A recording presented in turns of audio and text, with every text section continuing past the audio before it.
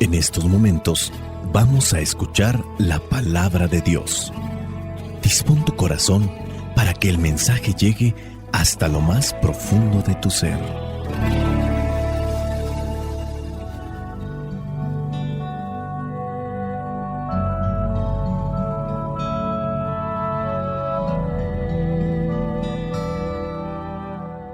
El Evangelio que la Iglesia nos presenta para el día de hoy corresponde a Mateo capítulo 5, versículos del 1 al 12. Dice así: Al ver la multitud, Jesús subió al monte y se sentó. Sus discípulos se le acercaron, y él tomó la palabra y comenzó a enseñarles, diciendo: Dichosos los que tienen espíritu de pobres, porque de ellos es el reino de los cielos. Dichosos los que sufren, porque serán consolados. Dichosos los humildes, porque heredarán la tierra prometida. Dichosos los que tienen hambre y sed de justicia, porque serán satisfechos. Dichosos los compasivos, porque Dios tendrá compasión de ellos. Dichosos los de corazón limpio, porque verán a Dios. Dichosos los que trabajan por la paz, porque Dios los llamará hijos suyos. Dichosos los perseguidos por hacer lo que es justo, porque de ellos es el reino de los cielos. Dichosos ustedes cuando la gente los insulte y los maltrate, y cuando por causa mía los ataquen con toda clase de mentiras. Alégrense, estén contentos, porque van a recibir un gran premio en el cielo. Pues así también persiguieron a los profetas que vivieron antes que ustedes. Palabra de Dios, te alabamos, Señor. Señor Jesucristo, nuestro divino Salvador, gracias te damos por tu infinito amor. Te escuchamos en la palabra, te recibimos y adoramos en la Eucaristía, te servimos en los hermanos. Que seamos misioneros como lo quieres tú, enseñando a los hombres el fuego de tu amor.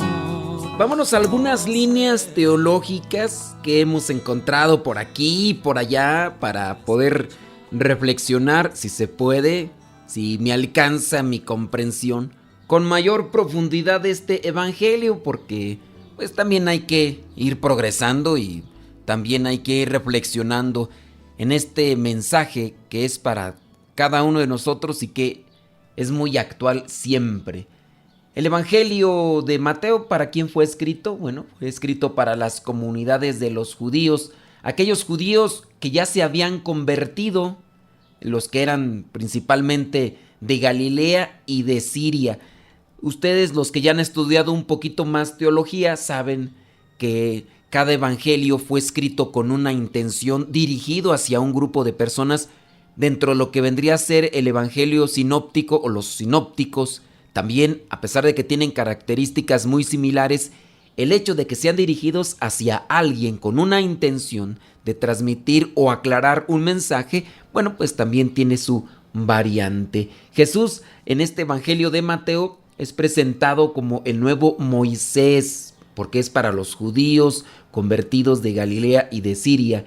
Él vendría a ser como el nuevo legislador, algo de lo que vendría a ser Moisés en el Antiguo Testamento. Si recordamos y hemos tomado los cursos bíblicos, en el Antiguo Testamento la ley de Moisés fue codificada en 5 libros. No sé si ustedes se acuerdan cómo se le llama a estos 5 libros que vendrían a ser la ley de Moisés. Y ahí se los voy a dejar de tarea para que también lo investiguen. Entre esos son los 5 libros primeros de la Biblia: Génesis, Éxodo, Levítico, Números y Deuteronomio. Ahora, la tarea que te voy a dejar a ti para que investigues es cómo se le llamaba a estos 5 libros que conformaban la ley de Moisés. Tienen un nombre específico. Esto vendría a ser el canon de los judíos, el canon del Antiguo Testamento. E incluso de ahí parte por qué se les dice protocanónicos y a otros libros de la Biblia se les dice deuterocanónicos. Pero ojo, no te estoy diciendo la respuesta de cómo se le llama a estos 5 libros, a esos 5 libros o a la ley de Moisés codificada en estos 5 libros, se le dice de una manera diferente. Protocanónicos significa que es la primera ley, deuterocanónicos significa que es la segunda ley. Pero por ahí versa más o menos la distinción e incluso el conflicto que se llega a dar con algunos grupos que son cristianos no católicos. Ustedes, los que se dedican a investigar para dar razón de su fe, tendrían que tener presente también todo este contexto histórico que se da en el Antiguo Testamento para ir comprendiendo y así poder dar una respuesta más clara.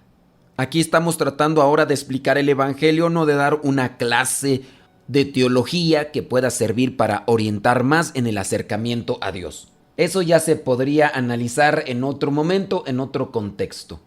Ahora, teniendo en cuenta que el Evangelio de Mateo va dirigido a los judíos conversos, Mateo, en forma de réplica, Mateo imita el modelo del Antiguo Testamento y entonces representa la nueva ley en 5 grandes sermones que van a estar dispersos en su Evangelio. El primer sermón, llamado el del monte o de las bienaventuranzas. Después vendrá en el capítulo 10 otro sermón y así se van a ir desglosando estos 5 sermones que vienen a dar una réplica al modelo de la ley de Moisés que están dentro de estos 5 libros que te mencioné y que se les dice de una manera y que tú vas a buscar. Ahora, ¿cuál es la intención de Mateo al aplicar lo que son estos 5 sermones repartidos en su Evangelio? Estos sermones intercalados vienen a describir la práctica de Jesús con sus formas muy apegado a lo que era la ley de Moisés. Jesús encarnaba esta nueva ley en su vida. Dios había revelado a Moisés lo que el pueblo tenía que hacer.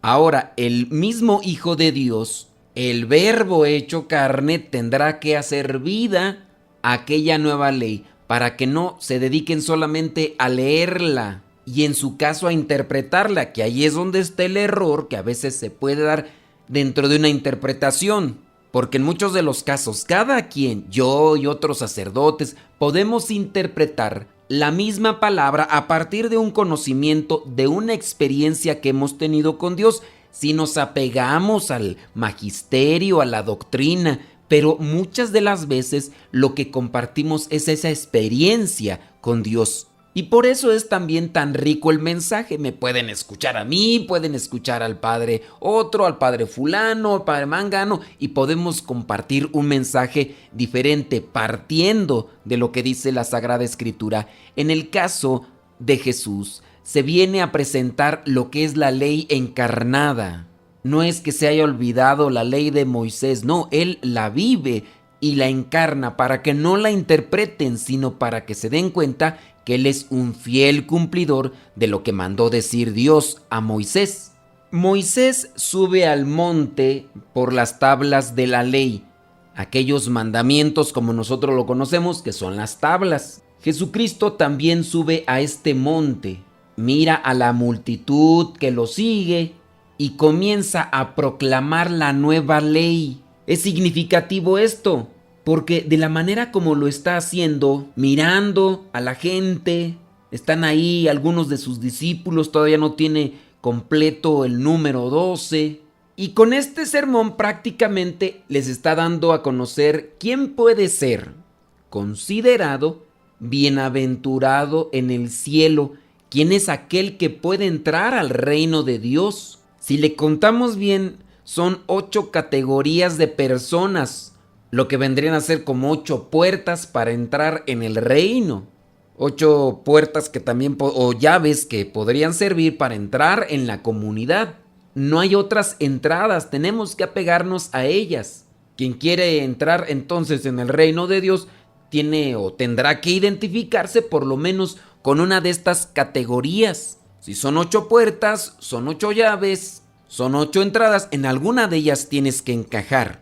Algunas de las bienaventuranzas son muy claras, no necesitan un cierto tipo de explicación y creo que muchos podemos identificarnos con algunas de las situaciones que se van describiendo porque a lo mejor lo hemos pasado.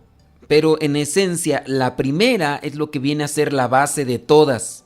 La que está en el versículo 3 donde dice: dichosos los que tienen espíritu de pobres. También habría que interpretar qué es un pobre en la actualidad, porque pues pobre se define a una persona que no tiene cosas materiales, pero también pobre podría ser una persona que no tiene en su interior aquello que le da valor.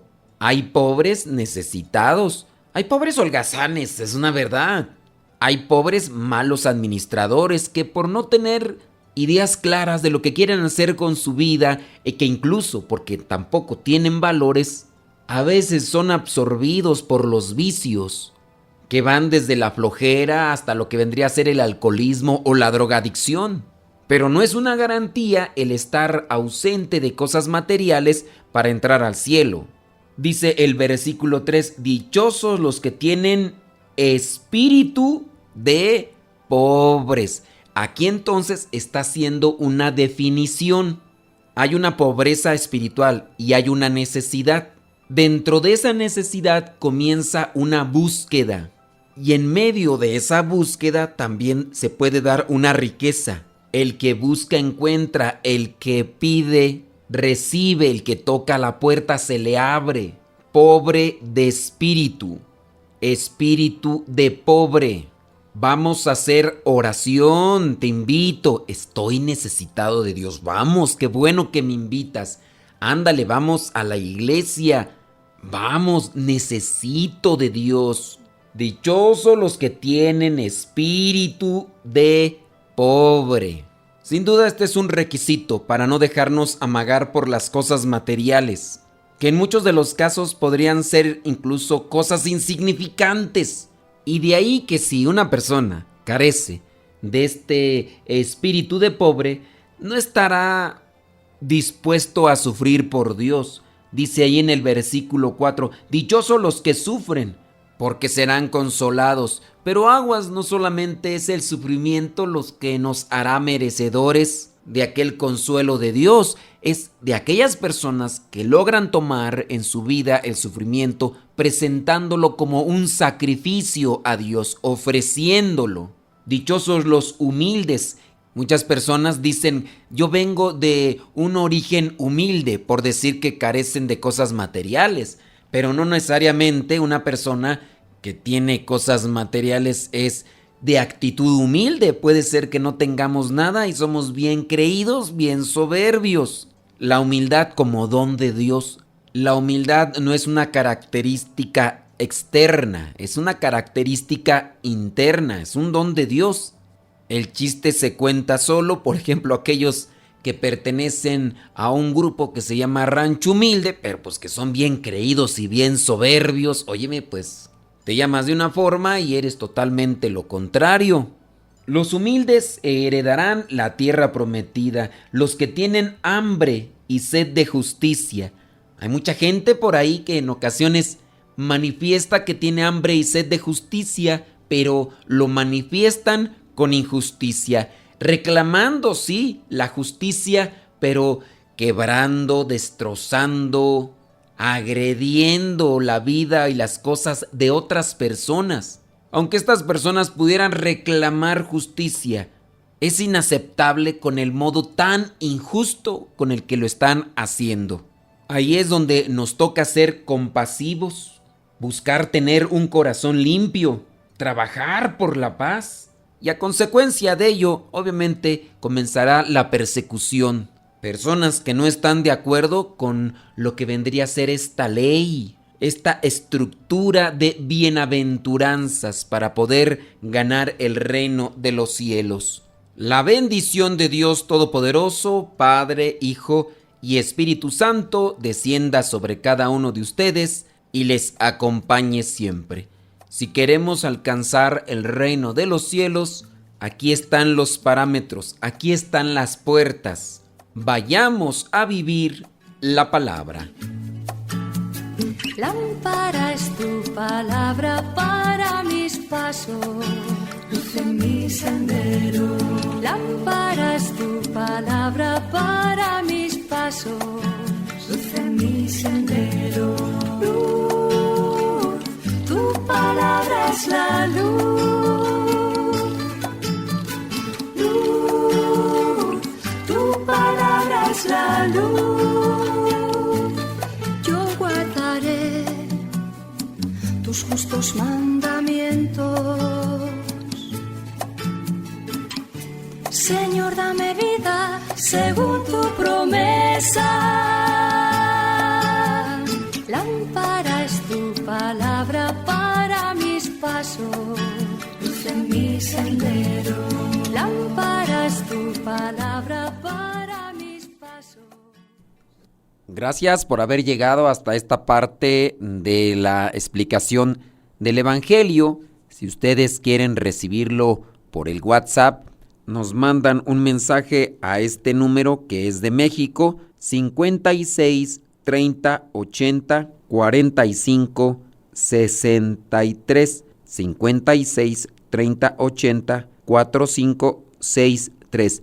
Me mandan un mensaje diciendo quiero el Evangelio en audio y se los mandamos. Si ustedes están fuera de México, antes de poner el número 56 30 80, tienen que ponerle un signo de más, después un 5 y un 2. Esa es la clave internacional para México. De cualquier país le ponen signo de más, como si fueran a hacer una suma, después el 5, el 2 y después el número que les acabamos de dar. 56 30 80 4563.